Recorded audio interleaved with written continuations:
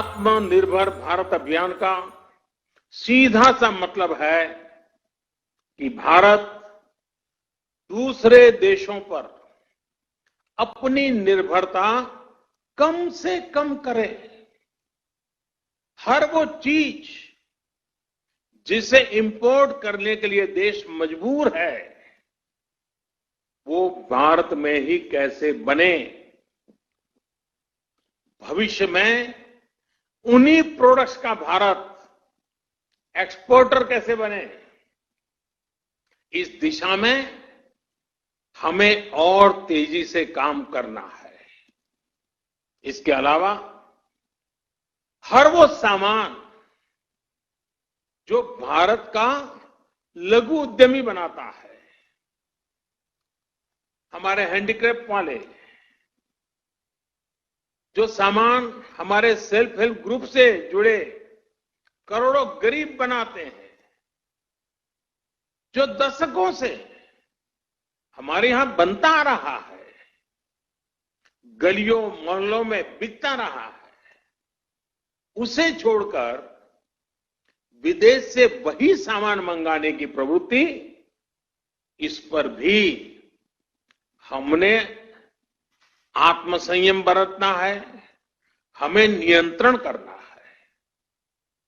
हम इन छोटे छोटे व्यापार करने वाले लोगों से केवल चीज ही नहीं खरीदते, पैसे ही नहीं देते, उनके परिश्रम को पुरस्कृत करते हैं, मान सम्मान बढ़ाते हैं। कभी सोचना, आप मर्सिडीज गाड़ी लेकर के जा रहे हैं और फुटपाथ पर छोटी चीज बेचने वाले की चीज आपने उतर करके खरीदी, वो पैसे नहीं गिनेगा, वो उसकी छाती फूल जाएगी। देखिए, मर्सिडीज गाड़ी वाला भी फुटपाथ पर मैं भले बैठा हूं, लेकिन उतर करके मेरे से सामान खरीद रखा है, उसकी जिंदगी को एक ताकत मिलती, उसको सम्मान मिलता है।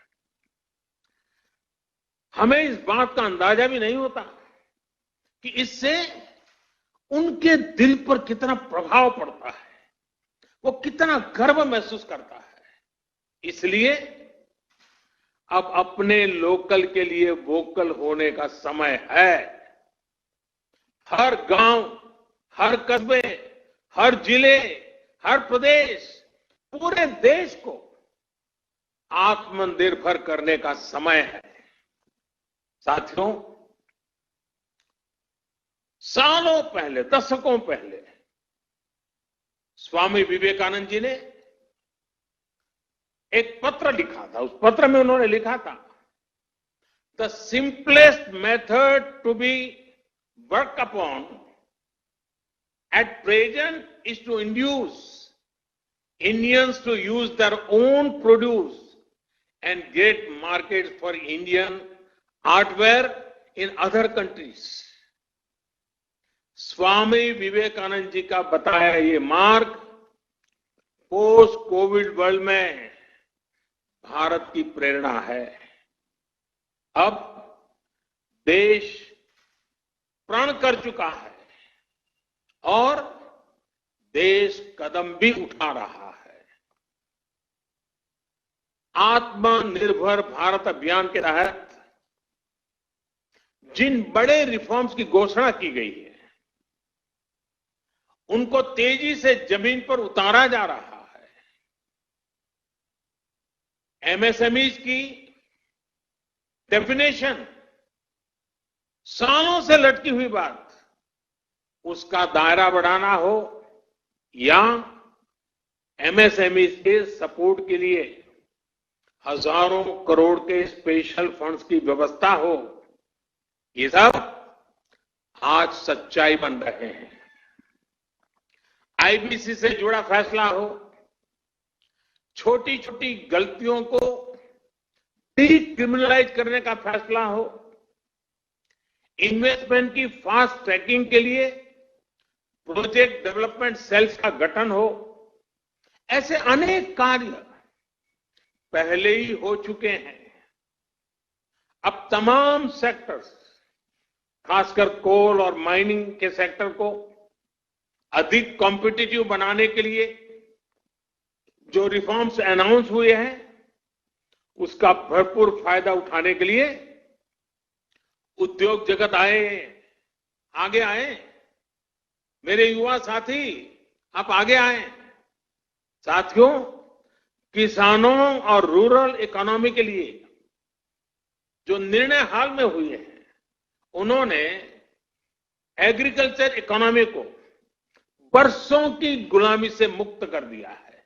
सच्ची आजादी किसानों को मिली है। अब भारत के किसानों को अपने प्रोडक्ट, अपनी उपज देश में कहीं पर भी बेचने की आजादी मिल गई है। APMC act, essential commodities act, उसमें जो संशोधन किए गए हैं, किसानों और इंडस्ट्री के बीच पार्टनरशिप का जो रास्ता खोला गया है, उससे किसान और रूरल इकोनॉमी का कायाकल्प होना तय है। इन फैसलों ने किसान को एक प्रोड्यूसर के रूप में और उसकी उपज को एक प्रोडक्ट के रूप में पहचान दी है।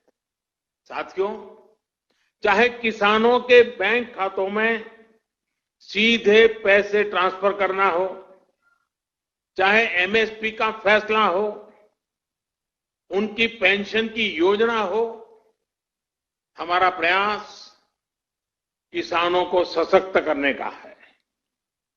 अब किसानों को एक बड़ी मार्केट फोर्स के तौर पर विकसित होने में सहायता की जा रही है। साथियों, लोकल प्रोडक्ट्स के लिए जिस क्लस्टर बेस्ड अप्रोच को भारत में बढ़ावा दिया जा रहा है, उसमें भी सभी के लिए अवसर भी मौजूद है। जिन जिलों, जिन ब्लॉक्स में जो पैदा होता है, वहीं आसपास इनसे जुड़े क्लस्टर विकसित किए जाएंगे। जैसे पश्चिम बंगाल में जूट किसानों के लिए पास में ही जूट आधारित उद्योगों को और मजबूती दी जाएगी।